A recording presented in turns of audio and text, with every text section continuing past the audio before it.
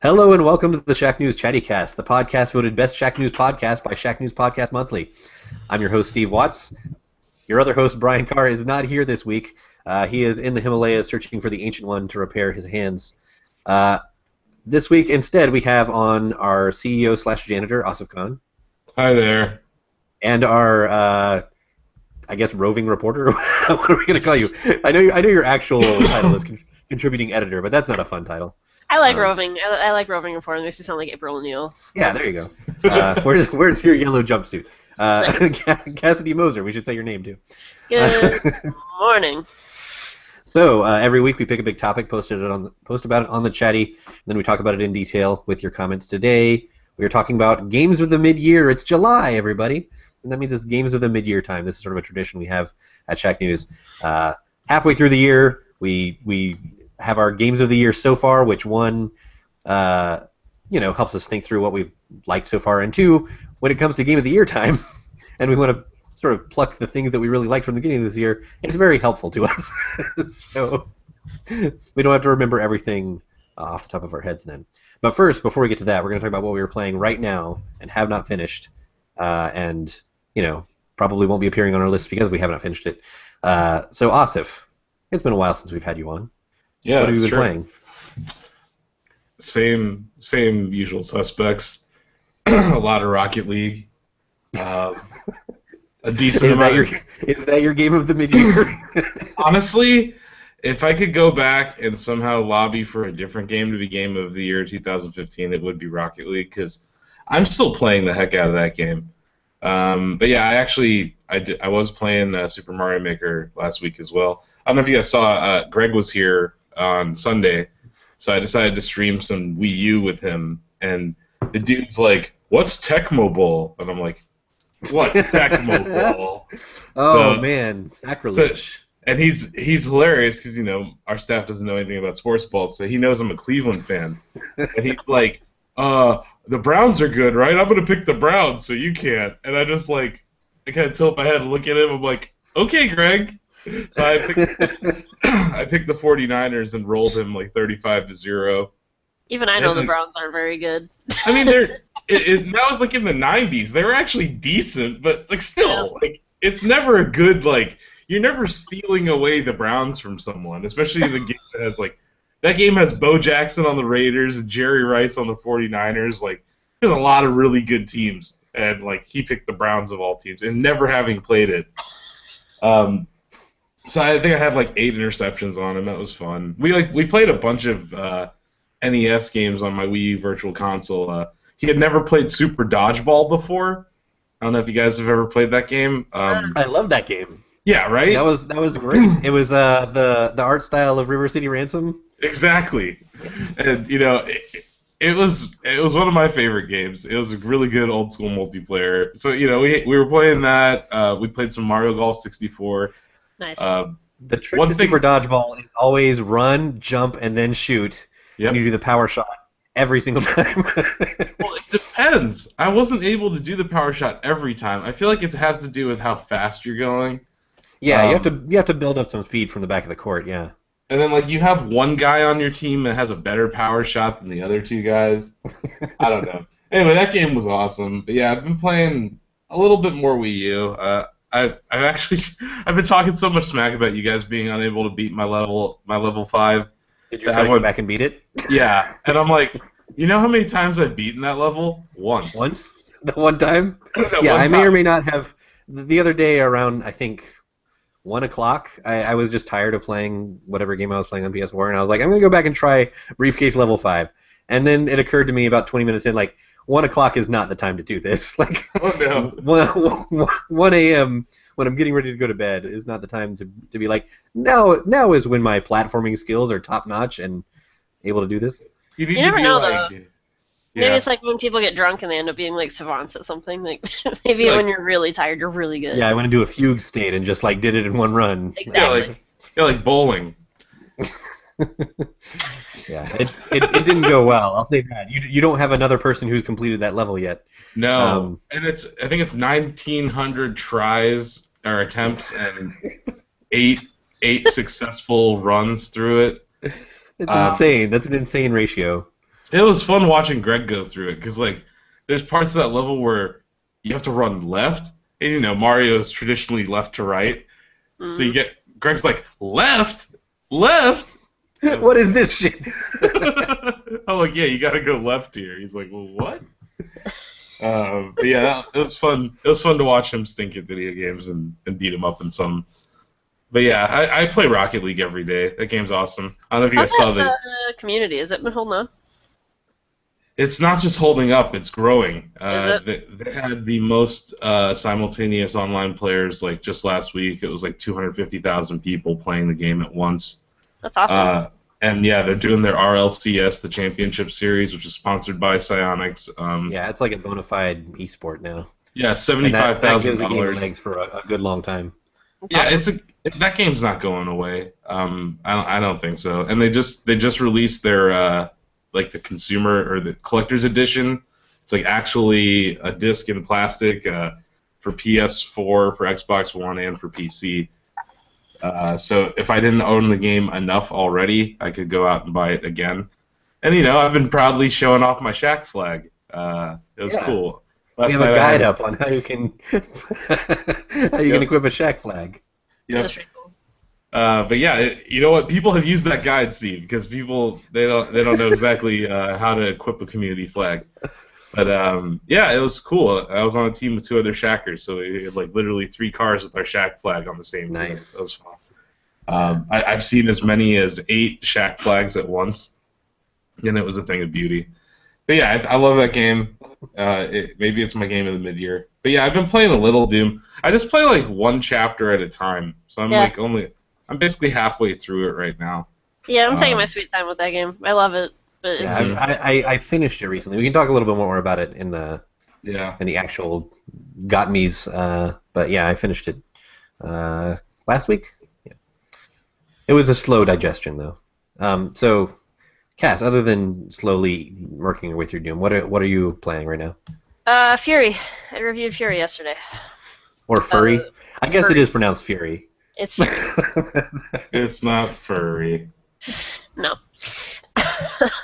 No, I reviewed Fury, it's a new game from the Game Bakers. They're a French studio, and it's one of those games that's built entirely around boss fights. So think of it like Punch-Out, but with swords. Like that's kind of the whole gist of it. Yeah, there are tells and things like that from the bosses. So.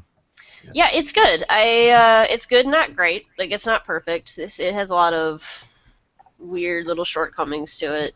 Like my biggest complaint is that it feels very lifeless. And it's kind of a bummer too because they set it up where it feels very mythological in a way, where it's like you have this one hero and he's undisputed and he has to go through and fight all these other different heroes. I don't even know what you'd call them. Just in like a series of trials basically, and you escape from this prison, which you're being held there for reasons unknown. Like, you don't know who you are, you don't know anything about yourself, and you never really do. Like, the story itself is just sort of, it's very meager, which is usually fine, but it was that kind of obtuse where it was just like, I have no idea. Like, it's just sort of really nice writing, and okay, cool. It's just very vague statements about, like, you've been waiting for this, or, I'm like, whatever, okay. Yeah, and that was one of my biggest complaints with it. It also, there are a handful of mechanics that are kind of janky. So it's mainly boss fights, which means that you have bosses that have multiple levels of attacks, right? And it's different attack patterns every time as you chew through their health meter. And like that, in and of itself, is pretty straightforward and easy to understand, but there are a few things, like your dodge mechanic feels really weird because it has a little bit of a delay on it, so it's like, I don't know exactly how far I'm going to go every time. Like, there's not a good sense for that, and it's just sort of, it's awkward. And having nothing in between boss fights to kind of test that out sort of acts as a disservice against it, I feel like. It seemed kind of like you talked about the dodge having kind of a delay. Tell me if this is something that carries through the whole game, because I played through, I guess, the tutorial, which, despite being a tutorial, is like actually like a pretty tough thing that lasts a pretty long time. Yeah, it does.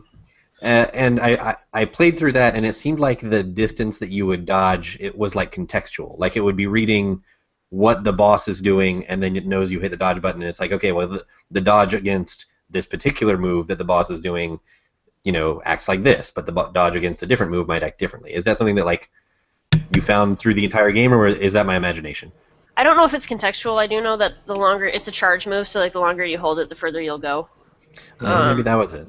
Yeah, I don't think it's contextual so much in the way that you're saying. But again, like it's hard to get a good sense for it. And like the weirdest part, and I don't know how you fix this, but they would, in between each boss fight, you just go through like this long stretch of walking. And the idea behind it is that it's supposed to feel like it's supposed to make like an anticipation, right? Like, oh, I'm going up to the next fight. And that's fine, but it loses all tension from that because it's very slow and it's very plotting. So I didn't love that. And like again, like the reason you put other like smaller enemies in between you and the boss is so that you can kind of test out your skills, which I feel like could have really helped, but kind of goes against what they wanted for. But yeah, I mean it's good. Like it's free on PlayStation Plus this month, and it's 100% a great game for that service. it sounds fine. Like it's free, so it's free. Okay. Yeah. Wait, it's free. You've totally sold me on it.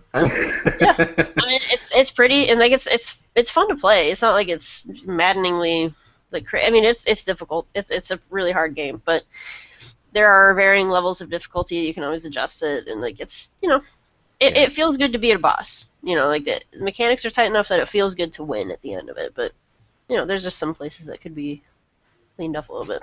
Yeah. So I've been playing a little bit of Box Boy, which I joked was my game of the year. Probably not. Who knows? I don't know. I haven't finished it yet. But I really enjoyed the first Box Boy, and this is the sequel that Nintendo sort of like surprise released. Well, surprise announced and released. I think at E3 they were like, oh, also there's a sequel to this kind of obscure, weird little game that we did last year, and it's coming in like a week or two. So in this one, follow along here. You can create 2 sets of boxes.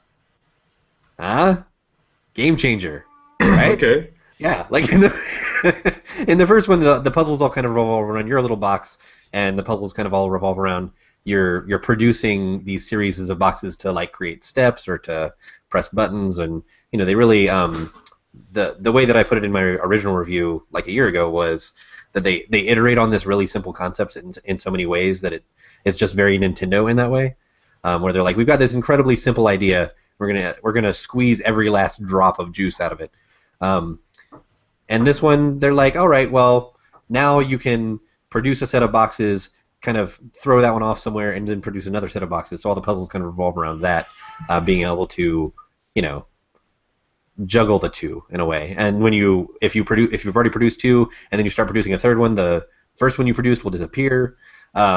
So it adds a little more complexity. It's probably not the best game for somebody who has never played Box Boy.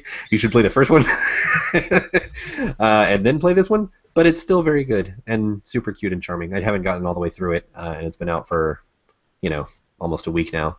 So I don't know when I'm going to produce a review for this thing. But yeah, I do enjoy Box Boy. I love little charm of it. Who makes that game? It's it's the people who make Kirby. It's the Kirby Studio. Oh, okay. Internal studio of Nintendo. Sorry? EAD? I think so. Yeah, I mean it's them trying something different with this weird little thing, which shouldn't be that surprising because Kirby, I feel like, is where Nintendo puts a lot of its like weird platforming ideas. Like the Kirby game this year was like it's Hal. He was in a mech, like that's pretty weird. So. Yeah. But yeah, Box Boy. Play Box Boy first, but then play Box Boy. And next year play Box Boy. Box Boy. Box Cubed. Or Box Boy.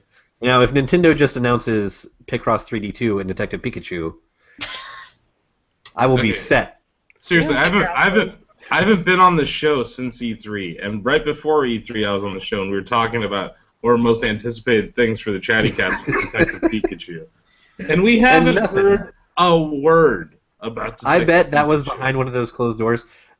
At Nintendo, they have closed doors. Like you go upstairs, you play Zelda, but there's rooms all around you where they have closed doors meetings, And at one point, one of the doors was open, and I looked behind me, and it was the Paper Mario Color Splash game. Oh, sure. So I guess that was only open to like judges or something, and not us. So I bet somewhere in one of those rooms, they must have had Detective Pikachu. I'm starting to think it's vaporware. Like it's never gonna come No. out. Well, don't it's say not that. announced for US yet, right? Yeah, I don't know. Yeah. Has it released in Japan yet? No, I don't Yeah. think so. See, this one, it's not real. It was too good to be true. They made the announcement before realizing what they were doing, and then they woke up in a stupor, like, what did we do? They're like, no. And then also, I think they're like, yeah, maybe we should just make this for NX. Yeah, Like, that's the new model. Make everything for NX. Like, Detective Pikachu, Zelda, Picross 3D2 for some reason. It's all in X. That's your killer app. Yeah, you gotta pick that console up now. Hey, Picross 3D2. I will pour hours into that game. I'm not even kidding. Picross is on there now. Did you see Pokemon Picross? I did, yeah. I think I have that one. There you Brian is watching the show actually and just yelled, "Asif, don't you dare call it vaporware!"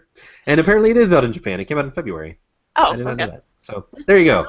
It exists in some form. So wait, I could import it from Japan. You could. I don't know if you'd understand a word. Oh, like it matters. It's just Pika, Pika, Pika. It's got to I'm like, be pretty Well, language no, heavy. not Detective Pikachu. Detective Pikachu is going to be a Yeah. kindly old Japanese man that's going to be speaking, which sounds great. Yeah. The blood splatters in that direction. Yeah, it'd be fun. I'm into that. But yeah, Picross is awesome, everybody. Picross 3D especially so. God, I want that so bad. Anyway, we can move on. If they bring that out, that'll be my game of the year. But we can move on to our games of the mid-year.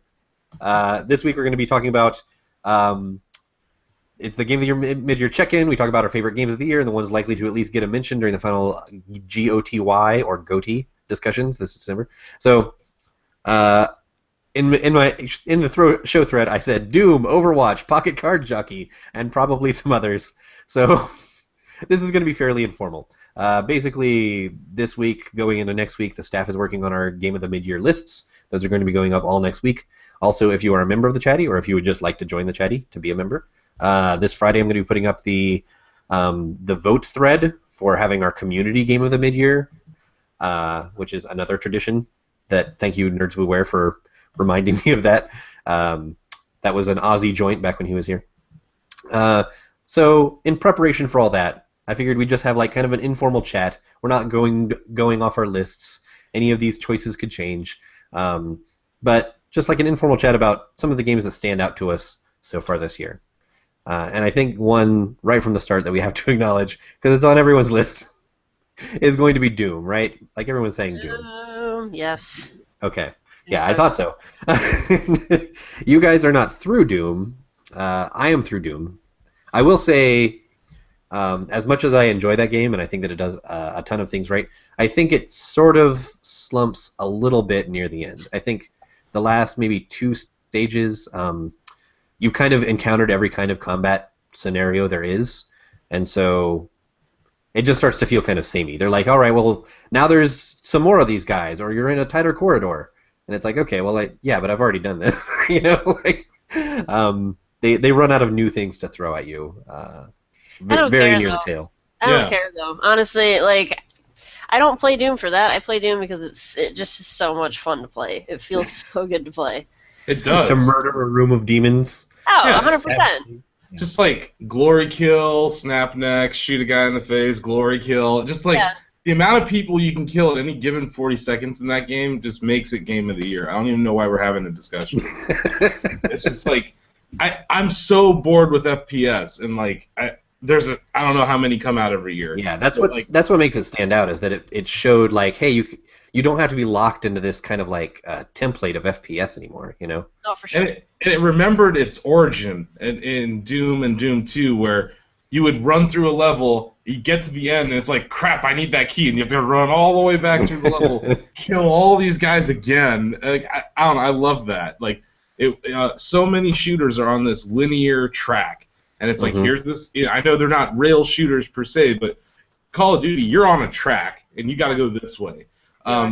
This game is like, yeah, okay, there's a path to to where you have to go, but if you draw like your actual path to complete a level, it's a bunch of squiggly lines all over the level, and I Also love just that. the surprise element of it, because given the lack of media copies and also the multiplayer beta that just kind of didn't impress most people, it seemed like that was going to be a disaster. We were all kind of anticipating it to come out and be like, oh. Well, yeah, I mean, I participated in the multiplayer alpha and the multiplayer beta, and I was like, oh man, I'm kind of bummed out about this. Like, this isn't Doom. They don't know what Doom is, but then the campaign comes out and it's like, oh wait, yes they do. Yeah, it's, you know, the multiplayer is not as bad as people claim. It's not a Doom multiplayer. It's honestly more like a Quake game. It has quad damage. It has it's just a very fast-paced game. And yeah, the glory kills didn't really shine in it. Whereas even just the first level in single player, you're just like, God, I love this game.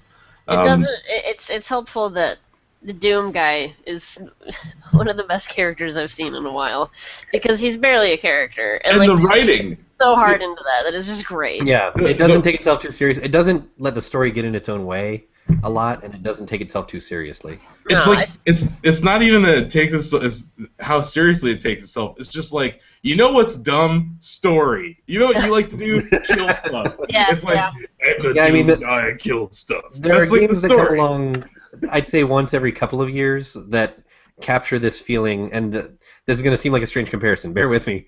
Like Doom and Shadow of Mordor, I would put into this category of games that you just become a symphony of death. Like you've got all of these tools, and you're surrounded by all of these guys, and you're just like, I'm gonna kill every last fucking one of you.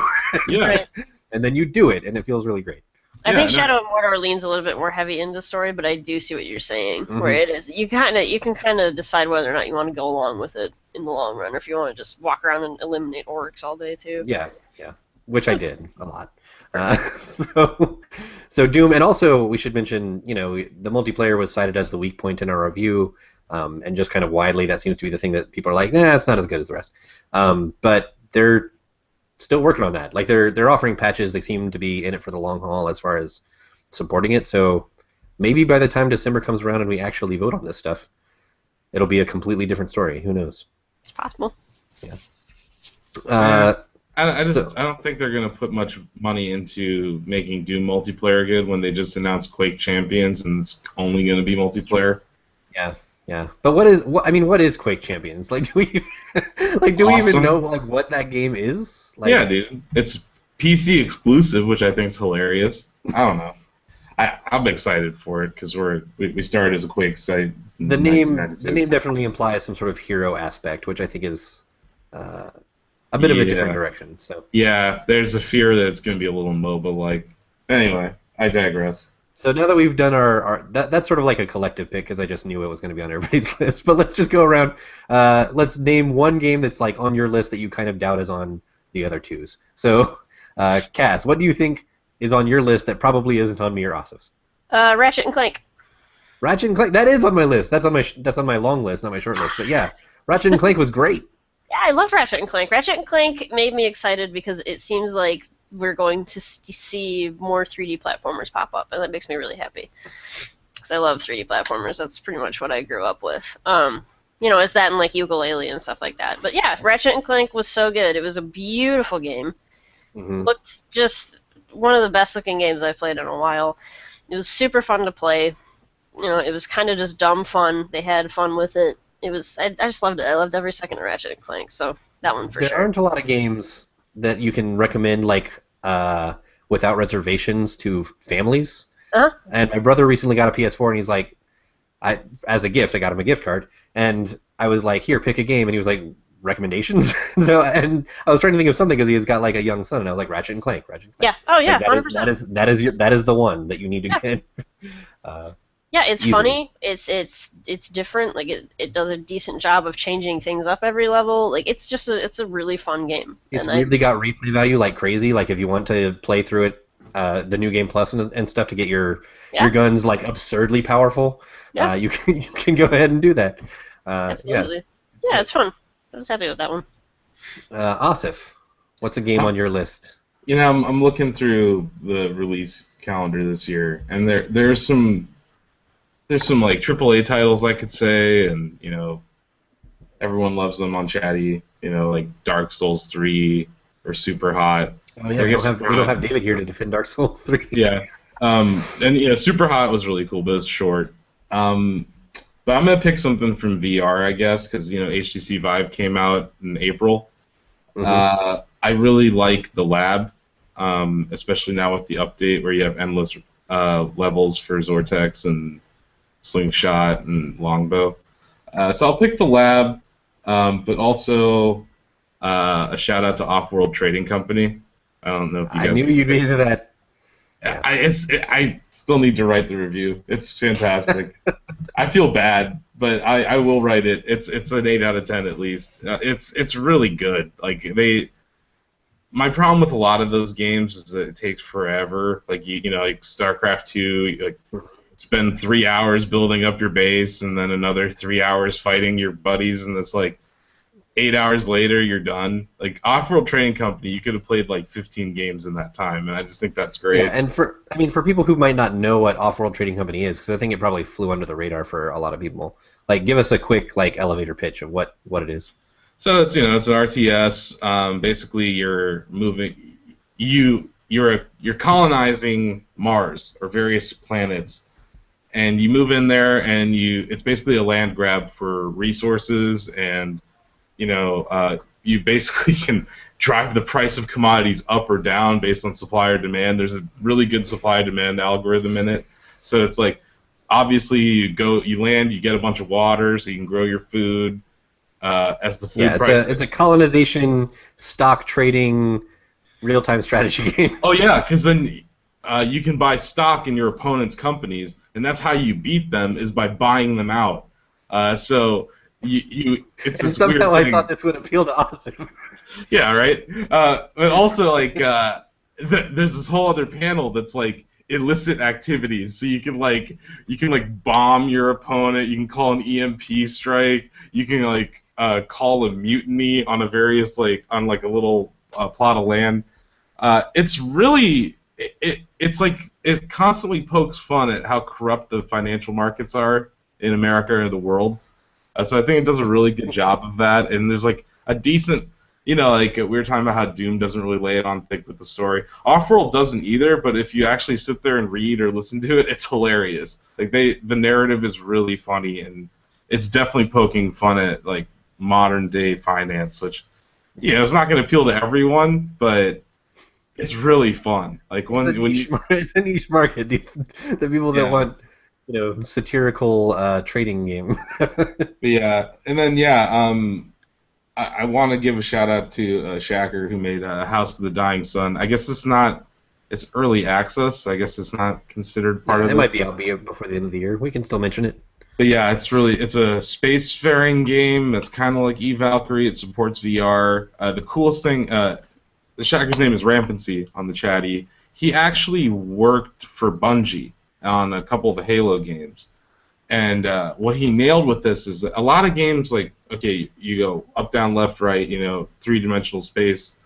You can actually drift in this game, in space. And it lends to these awesome space battles where you're just kind of orbiting someone and capping them. But yeah, that game's really cool. I could have picked anything out of VR except for Job Simulator. I hate that game. But yeah, I'd say Off-World is my kind of not off the beaten path pick, and then obviously I think Doom's Game of the Year, and Star Fox Zero came out. Yeah, that game existed. I don't know if we need to talk about it. I just did. Pokken Tournament came out this year. Oh, did it? I thought that was last year. No, that was definitely earlier this year. All right, so I'll take a quick pause here to mention some picks from our chatty. Mobab said he'd pick Overwatch because it came out of left field from Blizzard and pushed all the right buttons, or he said almost all the right buttons. I don't know what the wrong buttons were. And Overwatch is also on my short list, so there's the shout out for it. I don't think we need to talk too much about it, but I also really enjoy Overwatch. And The Perfect Drug said he would pick The Division. It is not without its flaws, but I really enjoyed exploring the city, bulking up my base, and the combat was fun. Ain't no Destiny, though. That's so funny Yeah. that like people are still drawing battle lines between Destiny and the Division. Yeah. And somebody called the man with the briefcase said Doom. So. Yeah. uh, It's so good. Come on. It it is really good. is. I'm not arguing with you. When are we gonna start our podcast where we talk about our pets and Doom all the time? Oh, I yeah. really want to do that. Doom The Pets. I Shag think News it presents was- Doom Pets. I think it was going to be called the Puppy Cast. Yeah, I'm into that. Yeah. But yeah, like Doom. Come on. I love that there's no reload button. It just you hit X and it's like Yeah. chainsaw. Yeah. Here's the thing that's great about that. The shotgun is like insanely overpowered when you get rid of a reload button. Oh, it's so good. Because the only way you balance a shotgun in most traditional games is, okay, well, you can only fire like 2 of them, and then you have to reload. Yeah. They, like, also, nope, they also limit Just your go ammo. nuts. Fire They like limit your 36 ammo. shots. Right. Yeah, they limit ammo and they Yeah, you only have like incentivize 20. you. I think it's like 20 shots in a full magazine when you first start off, at least, right? Yeah, and they Yeah, but incentivize still, you to still. do glory kills. I don't know. I end up like what % of your kills are glory kills? Oh, geez, at least A lot, 60, yeah. 60, 70. I would say it's more than 50% for me at least. There's Oh, yeah. times where it's like 80%, but then yeah, you get those giant dudes you got shooting the eyeball and stuff. But yeah, it's so good. It really is. So, let's see. I'll mention another one from my short list. Like my top 3, my solid top 3, and I don't know what order they are Doom, Overwatch, and Pocket Card Jockey. And I'm not joking. Because That's why that's the picture on our Chattycast. yeah, article, it right? is because it's great, and also because I try to make those pictures like a funny thing that you wouldn't expect. But but Pocket Card Jockey is honestly just a strangely addicting experience that I'm not sure why, but I find myself going back to it over and over again, and for longer stretches than I mean to. And so that has to mean something good for it. So that's my short list. That's my top 3. Have either? Uh-oh. Uh-oh. He's Have dying. either of us played that game? No. No. Have you played it? No. No, I I can't want even. to. I can't even find my 3DS. Hello, am I That's back? okay. There you are. Yes, Okay. You're back now. All right. So that's what I was saying was that's my top 3. Is there anything in either of your top 3s that we haven't talked about yet as the group? So I haven't like my top 3 like that will definitely be there at the end of the year. Like I know Doom for sure will be on there. Ratchet and Clank will probably be on there. But the other 2 that I feel like I should mention because they're very good is Firewatch and Salt and Sanctuary, which Oh. they're both indie Neither of games. those have gotten much love on this podcast, so I welcome the No, discussion. yeah, like Firewatch is a really interesting game. I really like it. It's I haven't finished it, admittedly, so that's why I'm like kind of. Ford certainly thinks though. They Well, right. um, the art is very nice, I will say. No, Firewatch is cool. I think Firewatch's writing and performances are very, very good, and that's one of the main reasons to play it. Salt and Sanctuary is like a Castlevania style. It's like Castlevania mixed with Dark Souls, kind of, and it's really, really hard, but it's really fun, and it's a really well designed game. I'm not sure if I would hate that or love it because I love Castlevania, but I am not a Dark Souls person. I It's more I can't Castlevania. subject myself to that abuse. It's more Castlevania than it is Dark Souls. Oh, okay. So It yeah. has very heavy influence from Dark Souls, but design-wise and like the way that it plays, it's more Castlevania. It's more Symphony of the Night-ish in a Yeah. way. You know, Yeah. kind of going back to the indie shoutouts, some games that I really haven't gotten into, but I know the chatty's kind of crazy about are Stellaris, Yes. Yeah. Mobab mentioned that. He said he has some reservations about it, but he mentioned it. Stardew Valley, Oh yeah, and, Stardew Valley's good. and Factorio. Yeah, I would love to play Stardew Valley if I had like infinite time to put into a game like that. Yeah. It sounds like such a time sink. It's really not. It's really not. Like the thing that's cool about Stardew Valley is that it is such a non-judgmental game. Like it is just the most like. Come Unlike all in. those judgmental games. Like, When I say that, I mean like. I know. There's basically no fail state. It's one of those games where you won't get punished at the end of it if you're like, oh, you didn't plant enough turnips today or whatever. Like, it's just not that. It's like, it's sort of like, come in, go visit the townspeople, chill out with your dog. You can water the crops if you want. Like, it's just really, really chill. And days don't last super long in that game. It's like 10, 15 minutes for a full day, I think, if I remember correctly. Yeah. One last game, American Truck Simulator. It came out. Of course. Sure. We have every so often convoys, Cassidy, where it's like 14 trucks Do you all play driving Convoy? together. That song that I can't That remember is, the name it of. is. Krabs Gerard has a radio station that we all play and listen to music in sync, and one of the songs is Convoy. So yeah, sometimes we'll all be singing Convoy. You'll have 15 shackers driving through Western America. The problem is that it's called American Truck Simulator, and there's only 3 states. You can go California, Nevada, and Arizona right now, and I'm like, It's Westernish Seaboard Truck It's Simulator. the only states that matter. Arizona doesn't matter. But anyway, yeah, it's I can't wait for the Ohio DLC to come out. So I've got a couple of I'll be anticipating the Maryland one with all our dumb windy roads. So I'll mention a couple quick ones here. The game that I would play probably a lot more of if I had less time committed to games that I have to play is Plants vs. Zombies 2. It's like a really fun, accessible, cute shooter thing, and I really liked it. And my sort of pair of other mentions here, they're both JRPGs. Fire Emblem is maybe too much Fire Emblem if you play all 3. I didn't get sick of it, but I've heard some people say, okay, that's too much. I finished one of them, and I feel like kind of done with Fire Emblem for now. But it's really, it's that level of Fire Emblem quality that you've come to expect. And Bravely Second, a game that I love because it is about systems. It is about the way systems interlock and the way that the appeal of games back in the Super NES era was figuring out how to get one over on the game. And it's a game that like invites that and encourages it and sort of designs itself around you looking for ways to do that. I didn't know this until this weekend. Yannick's, the guy, one of the devs on Astroneer, he's doing these Google Hangouts where you can hang out with him and he develops the game kind of in front of you with screen cap. One of the guys watching it was a shacker, Austin Kelmore. He's the lead engineer on PVZ2. So it's just funny. Like, it was funny, just like talking to him and knowing that he's a shacker, and yeah. Yeah, I feel like if I showed up now, I'd just get slaughtered, because the nice thing about review events is I'm playing against other reviewers, and trade secret game journalists are not necessarily super great at playing games. So, Depends on the person. Yeah, it depends on the person, but when you're playing with only game reviewers, you're not going to get stomped like when you play with the public. That's true. Yeah. Well, because we haven't had as much time with it. Yeah, that's also true. Yeah. But yeah, I'm sure they've been issuing updates and there's new maps and new characters and all that stuff by now. So I'd show up and be like, "What is going on?" But yeah, I don't know what website it was, but at E3 we were at Oculus. Surprise, surprise. They were doing these multiplayer demos where you're playing someone in the other room, and I absolutely destroyed this Frenchman at Rip Coil. The first game I did pretty poorly because it was one of those games that's based on head tilt, and if you didn't know what you're doing, it was hard to control yourself. But the next 2 games, yeah, I destroyed them. And what was the game? Was it Eagle Flight? No, it's Rip Coil. It's that one where it's like Pong, but you're on the paddle, and instead of a ball, it's frisbees, and you either can catch the frisbee or you can punch it.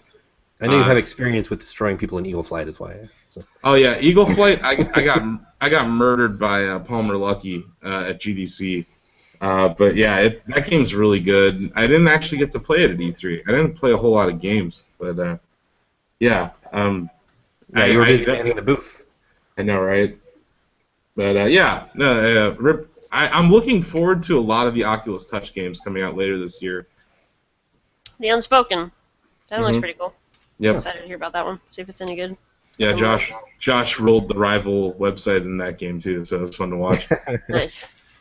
So that sounds like it more or less wraps it up for our Got Me's. Look forward to our actual finalized editorial lists next week, which are also meaningless. Like it's not like it has any like voting weight or anything. It's less that, and it's more just like a nice way to kind of look back and give shout outs to things that maybe we'll forget about by the end of the year. Yeah, you know what I mean? Which is a big problem in our industry. We have a very short memory, which is why I kind of like this tradition. So much stuff. Yeah, especially in November. So let's move on to newsy bits. There's really just one newsy bit that I want to discuss, which is all this CS:GO betting drama. Oh, this nightmare. Yeah, that whole thing. So Asif, I know you were watching one of those expose videos. I've been hearing a little bit about it from podcasts and reading about it from various sources. I think we probably all heard about it from different places, but it sounds like this is a a pretty big legal mess. Yeah. These guys, they failed to represent themselves in like I would say a moral manner. They're talking, oh, I found this website. It's pretty freaking sweet. It's so gross too. Yeah, I'm sure. I It's feel like there's probably a law being broken there. I don't know what it is. I feel like there has to be. It's underage gambling is what it is. Oh, Because well, yeah. You don't have to be 18 to participate. Yeah, it's really bad. H3H has a really good expose video of it where they kind of go back and link clips and stuff to it. I've heard some shade thrown in Valve's direction over this whole thing. Facilitating gambling and things like that. They're technically compliant in it. Yeah. Yeah, I mean, I don't know how much they're really encouraging it, but they're also not, stopping it or anything. It's a compliance thing, more than anything else. The fact that they're just sort of like sitting back and going like, "Bro, money," like that's all it is. I don't think they really paid too much attention to it. They weren't like, "We're gonna corrupt the youth of America and make a bunch of money." It was just like, "Oh, we made this thing, and then someone made another thing, and now they're screwing people over." It's the same. Yeah, it's the same thing as like Greenlight, right? Like Steam Greenlight is a disaster zone right now, where there's some really good things on there, and then there's a ton of bullshit, and a lot of it is rip-offs. There are people that will like take actual other people's games and put them on there, and it's just a complete Wild West. So I don't think Valve was like purposefully like we're gonna do this. Like it wasn't. The metaphor that I heard, and I think it was on, to give proper credit, I think it was on DLC, Jeff Canada's podcast, which is also very good, and I recommend it. After you're done listening to this one, though. After you're done with this, yeah. Finish this first. I've got a game coming up. It's pretty good. But the metaphor that I heard on that was, it's like if somebody said like, all right, we're gonna use Big Macs as a betting currency, and then it just blew up, and all of a sudden thousands of people were betting Big Macs, and then a lawsuit got raised against McDonald's to be like, hey, you're letting us gamble with Big Macs. Sure. So it seems like a little unfair when you phrase it in those, when you sort of frame it that way. Here's the thing, though. It's their game. It's their service. Like, I don't know if I agree with that comparison, because I don't think that's a very astute one. Just because like once you purchase a Big Mac, it is your Big Mac. It is a consumable item that disappears forever. Exactly. Yeah. But with CS:GO, there's a very gray line that they're walking, and this is an issue that's been going on a lot with online gambling in general. But they make these weapons that cost thousands of dollars. That too. So yeah. If they didn't do that, there wouldn't be a market for this. You can make This is why EVE Online like avoids all this shit by being like, you cannot trade your in-game currency out of the game. Like once it's in the game, it is in the game. That's the thing. So I'm not sure that I agree with Jeff on that one, just because it's different. Because CS:GO and games in general, like especially those sort of online games, are a perpetual service that is ongoing, and they're being compliant in it by allowing it to continue and by charging thousands of dollars for these games and stuff. So it's kind of a disaster. Yeah, and I mean it's not as if they're not benefiting from it. They're benefiting in sort of like an indirect way, like it wasn't their idea, but they are making money. I mean, it's not. It's not like they can claim that they're just like innocent bystanders or whatever. I don't think Valve's really the one to be mad at here, though. These two YouTubers, we are getting a little off track. They're committing fraud. There's freaking like scam artists here. Yeah. There's like you said, complacency and allowing something to happen, but then there's also straight up fraud and manipulation. And it's like, if you own the website and you're like, I'm going to demo this awesome thing, how do you know that they didn't just program it to make them win? They did 100%. Yeah, basic disclosure rules. I mean, like, not to get on my soapbox, yet again, but like, this is why when we talk about, the games journalism versus whatever you want to call it, games media versus, print media versus the sort of YouTube up and coming thing. There's editorial standards in place. Whatever criticisms you might have of the games media, there's editorial standards in place that mean this sort of thing wouldn't happen or somebody would get fired. And just being a YouTube personality, you don't have those same kinds of standards. There's no oversight in place really.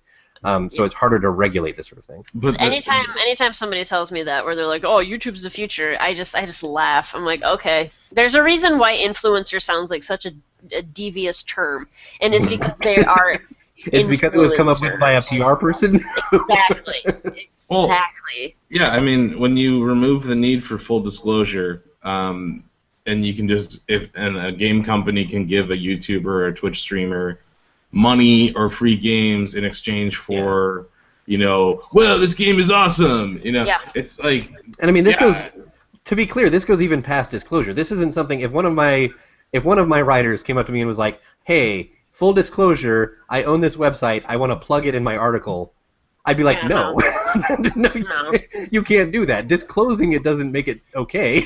You just can't. We try to discuss conflicts of interest. Like that's that's just the thing. Let's say I made a game, right? And then I'm like, Steve, you're gonna cover this game, but you're not gonna mention that I own it, and you're gonna give it a 10 out of 10. Even though I own the website, you're gonna give it a 10 out of 10. Like that's we just close when it's a chatty game, partly because we want to give a shout out to our community, but also because it's like that's ethical. Right. No, that's where it's like I think the real fault here are these two guys that were, I don't know if they're just ignorant or if they were actively trying to do something evil. But it's like, I feel like you don't hype up a game. You don't hype up a thing that makes you money, and don't mention that you are involved with it unless I don't know. Evil. I guess greed is a form of evil. I was gonna say evil. Evil seems pretty. Evil seems strong, but it is scammy. It's like 100%. Like scamming is evil. So yeah. Yeah, that's what I mean. Like it's definitely not good. It's low level evil. It's not murder evil. Yeah, I'm not saying it is. I'm just saying that these guys, I can't remember which one it was, but he backpedals. He's like, "Oh, I didn't own it at the time. I was just thinking about it." And then they show the articles of incorporation, where it's like, "Actually, you did." Yeah. So, at that point, when you're actively being dishonest about the connections, that's where I'm like, that's even a step further from something that was already scammy. Well, I mean, you think about it, like the YouTube audience largely skews younger. So, I mean, in these dudes' heads, it's probably like, no, we can probably make this, and it's fine. We'll get these kids. Like, they'll just totally go along with it. Like, it'd be totally cool, man. Like, I mean, more than anything, to me, it makes me wonder how many other channels are doing this kind of stuff that we just don't even know about. Like, that to me is, that to me is the bigger question. Like, these two yokels, whatever, like, they're doing this terrible stuff, and like, they're gonna get in trouble for it, which as they should. But like, that's the real question to me. Is it's like. Yeah, because Steve, you asked like what kind of accountability there is for people like this. This falls under the FTC, the Fair Trade Commission. So like they are in big trouble. Yeah. And this is a weird place for a controversy to have come from. Like in the games industry, we do not deal with controversy.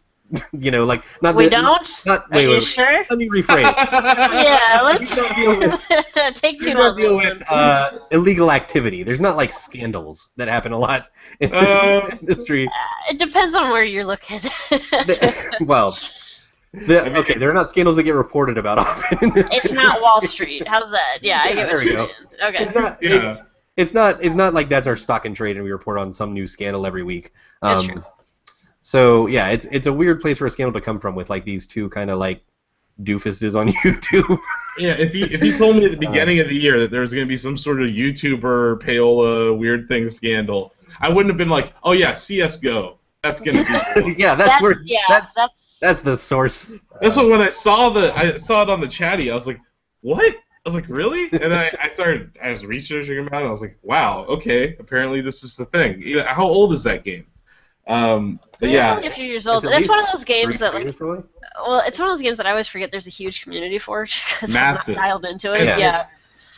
Plus, it seems like it had some trouble getting off the block when they first launched it. It was like, oh, okay, it didn't set the world on fire or anything like we usually see with multiplayer games. That there's a huge burst and then it tapers off, and it might retain some community, but I guess CS:GO has just kind of been slowly building. Anyway. Wait, one other quick newsy bit. Nintendo, at their shareholder meeting yesterday, the CEO of Nintendo mentioned that they may be making peripherals for iOS devices, which is a crazy thing that I've said multiple times. All of our crazy predictions are coming true. I'm just saying, NX could still be a peripheral for an Apple device. That's all I'm saying. Nintendo is screwing up on mobile so badly. Oh my gosh. What is this Pokemon Go? Wait till you play Pokemon Go. What is it? I don't know. I looked for. Have you? Okay. Why can't I download it? I know. That's what I'm saying. I was looking at it this morning and I still can't. I've got my phone out now for our game. I can check if it's up yet. Sounds good. Yeah, I don't know, man. A friend of mine had Pokemon Go early, and she was kind of showing me some of the stuff on there. But like, it seems like a cute gimmick. It's kind of like Miitomo all over again. Cute gimmick that I just don't know how long I'll stick around with it. But I'm gonna Look, give it a if I shot. can get a Squirtle that lives on my phone, I don't really care how dumb it is. Yeah, but like, what do you do with it? Are you just playing like Nintendogs at that point with Pokemon? Yes. Like, I don't. Yeah, you It's feed different. him, you walk him. It's different this time, Cassidy, He because wonders where you kids- went when you leave. kids love Pokemon, and anything Pokemon they'll download. So it's like, my nephew was on YouTube this morning figuring out how to fake his phone to make it look like he lives in New Zealand. He's 9, and he's like, how do I get Pokemon Go on my phone? You know? I have So it's considered doing that for that stupid Plants vs. Zombies card game that's been out in New Zealand for like months. I don't know what the holdup is.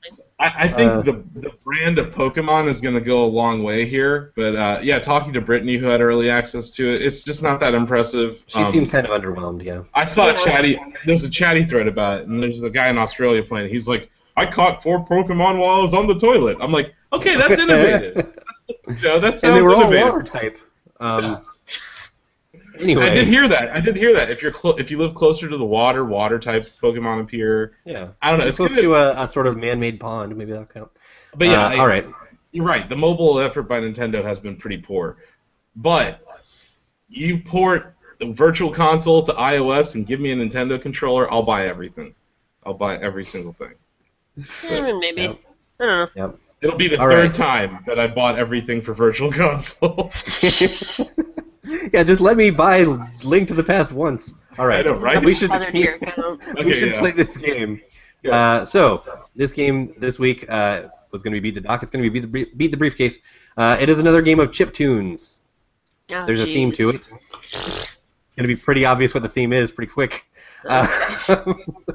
But Probably yeah, gonna win this one. all you do is buzz in with by saying your name and then tell me what you think it is. Pretty simple. Oh yeah, and bonus points if you get the name of the actual track, which most of the time is just the level.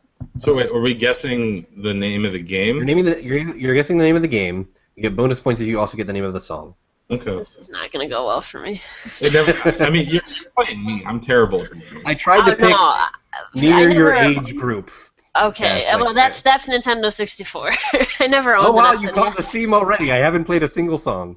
Yes, That's not that a is a chip theme. tune. N64. No, they're not chiptunes. Okay, It's just the name okay. of the game. I'm a little more comfortable then. All right. So first one.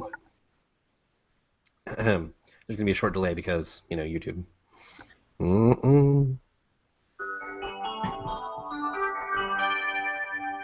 Asif. Yeah. Legend of Zelda or Ocarina of Time? Nope. Sorry. Oh wow. Didn't realize this one would be so confusing. Wow, I got no idea. It sounds nice. It's pretty. Yeah, it is pretty. You should just play the rest of the show. That is Super Mario 64. Oh. Dire Docks. Name of that one. Whatever. So, not a great start. Number 2.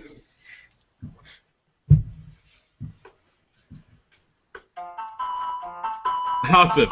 That's Zelda. That's Zelda. Yeah. That is Zelda. For a bonus point, can you name the? Wait. There were 2 Zelda games with that system. What Zelda game is it? Ocarina. I'm still gonna give it to Asif, but yes. Yeah. That's fine. Yeah. What's the name of the actual track, if you can remember? This isn't Kokiri Forest, is it? No. Okay. Well, kind of. Lon Lon Ranch? It's Lost Woods. Oh, okay. Which Okay. is the Kokiri Forest, but it's called Lost Woods. Gotcha. Alright. Yeah. I'm just gonna guess Zelda for everything though. You're gonna be wrong 3 times. Wow. All right. 3 more times, I should say. All right. Number 3. Give it a little time. I'll give you a hint. Give it a little time. It's gonna be more obvious.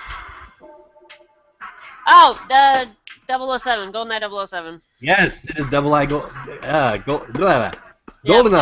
007. It's that What's- whole like like that sounding thing. What's That's the what gets it up. stage?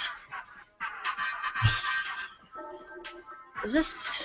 I thought the trumpets would make Facility. it really obvious because it's a very Bondian trumpet. Yeah, they are. Is it? This isn't facility, is it? It is facility. Oh, Okay, Cass right pulls on. ahead 2-1. I think Asif said it before me. To be I did. honest. Yeah. Oh, Okay. you did? All right. Well then, Asif pulls ahead 2-1. Okay. Woohoo! Fair enough. All right, next one. F-Zero! Full title, please. F-Zero X! Yep. All right. New City! Mute City. Oh my God. Wow. Okay.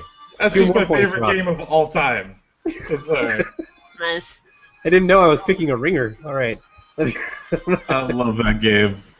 Just give me that game again. That game in HD, please. They'll try, but it'll be like F-Zero, like Star Fox Zero. F-Zero NX? F-Zero X-Zero. Yeah. All right. Number 5. This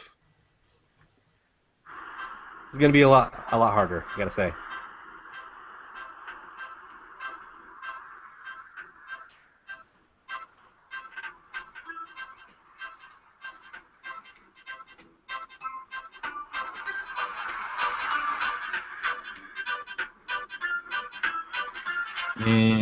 This isn't. Is this Diddy Kong Racing? No, it is not Diddy Kong Racing. That's a good guess though. It Is sounds like it- it would work. Is it a banjo game? No. No. Is this Glover? Glover. Yeah. No one has talked about Glover in Okay. 10 years. No, not Glover. Okay. No, no, I don't that know. was. I'll allow Asif one more guess since Cass got 2. Is it a Kirby game? Nope. It is. Well, close, kind of. It's Pokemon Snap. Oh, okay. Oh. That is gotcha. the beach theme of Pokemon How Snap. is that close to Kirby? Well, you know, cute small creatures. Similar feeling. Sure.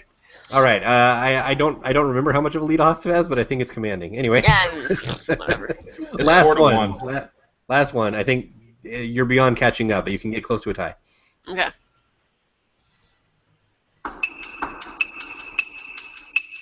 Turok! Oh, Cass. Dinosaur Hunter. Turok Dinosaur I Hunter. know that one. You What's got the- bad Turok knowledge. I know. I What- really do. I was what- like, I was ironically obsessed with that game when I was in high school. 'Cause my friend came over one night, and for some reason we sat and played that game for like 5 hours straight. It had a cerebral bore. I mean, It's a come on. bad game. Yeah. It's not. It's not The, good. the cerebral bore is like one of the best weapons. You My know? memory is that it had very creative weaponry, even though it might have been a bad game. It was so poorly designed. Yeah, it was fun. Wasn't it a Acclaim game? Yeah, it was. Yes, it was, yeah. Let's No. all I force, don't let's all remember the force them old out. 64 Acclaim logo. Force them out for Acclaim. I had some friends that were working there shortly after the game came out. So, Cass, Yeah. do you have the title? Because if you do, you can make it only a 1-point loss. Oh, for the track? No idea. No, it was called, at least according to YouTube, Jungle Music. It's the only title for that. Jungle Okay. Music. Sure.